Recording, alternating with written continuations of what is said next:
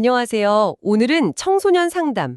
이게 실제 현장에서 어떻게 진행되는지 그 핵심적인 내용들을 살펴보겠습니다. 먼저 성공적인 상담을 위해 꼭 필요한 세 가지 기본 조건이 있다고요? 수용, 공감적 이해, 일치성 이거죠. 수용부터 보면 내담자인 청소년 그 자체를 존중하고 따뜻하게 받아들이는 태도 이걸 말하는 거죠. 맞습니다. 그 사람의 가치, 존엄성을 인정해 주는 거예요. 보이는 모습만이 아니라 그 안에 있는 가능성까지요. 특히 청소년들은 자신의 감정이나 생각이 혹시 비난받지 않을까 걱정하거든요.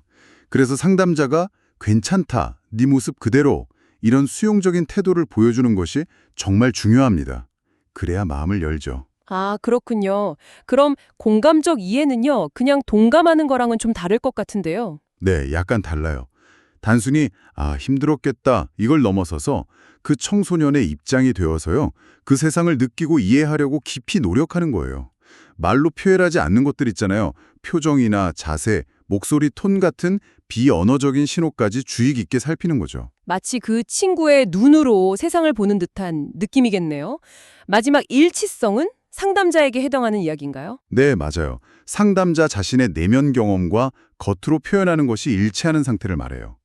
진실성이라고도 하고요. 상담자도 사람이니까 상담하다 보면 답답함이나 어려움을 느낄 수 있잖아요. 그걸 무조건 감추기보다는 물론 조심스럽게지만 솔직하게 자신의 상태를 인지하고 일치된 모습을 보이는 게 오히려 신뢰를 줄 수 있어요. 아, 이 세 가지, 수용, 공감적 이해, 일치성, 이게 잘 갖춰질 때 깊은 신뢰관계, 즉 라포가 형성될 수 있는 기반이 됩니다. 라포 형성 정말 중요하겠네요.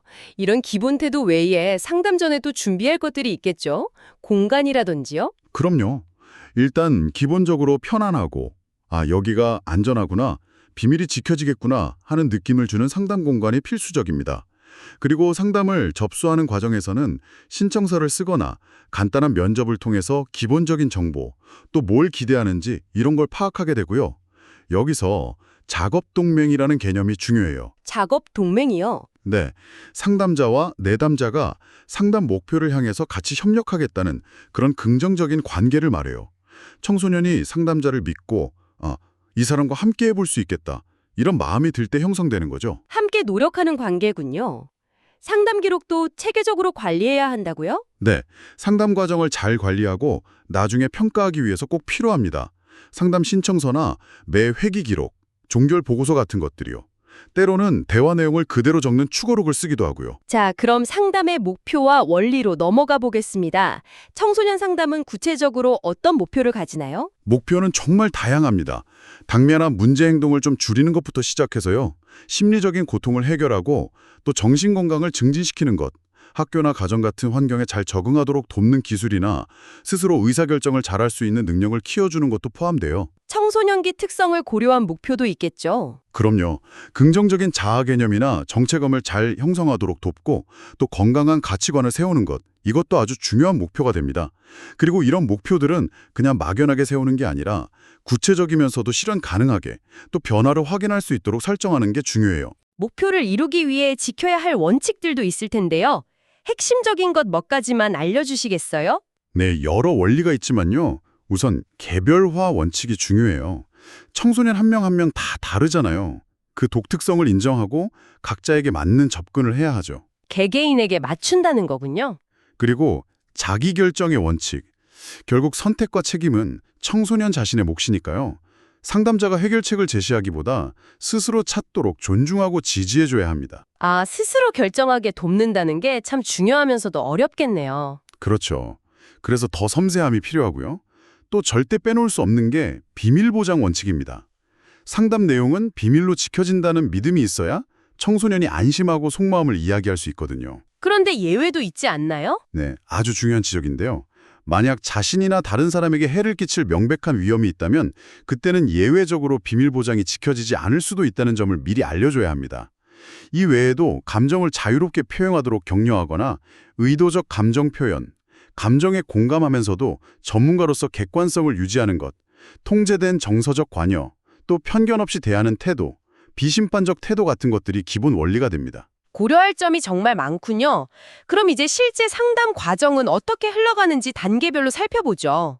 네, 일반적으로는 접수 면접, 초기, 중기, 종결 이렇게 4단계로 나누어 볼 수 있습니다. 접수 면접은 말 그대로 첫 만남이에요. 상담실에 처음 왔을 때 이루어지죠. 기본 정보나 주된 어려움, 상담에 대한 기대 같은 걸 파악하고요.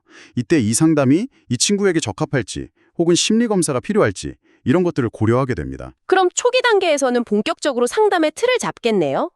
맞습니다. 상담의 구조를 설정하는 구조화가 이루어져요. 상담 시간이나 횟수, 목표, 서로의 역할 같은 것을 명확히 하는 거죠. 그리고 앞에서 말했던 라포 형성, 즉 신뢰관계를 쌓는 데 집중합니다. 내담자의 문제를 더 깊이 이해하고 평가하면서 상담 계획을 세우고 전체적인 그림을 그리는 사례 개념화 작업도 이때 이루어지고요. 신뢰를 쌓고 방향을 잡는군요.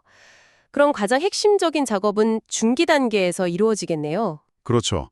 상담의 가장 핵심적인 단계라고 할 수 있습니다. 본격적으로 문제를 탐색하고 변화를 위해 노력하는 시기예요.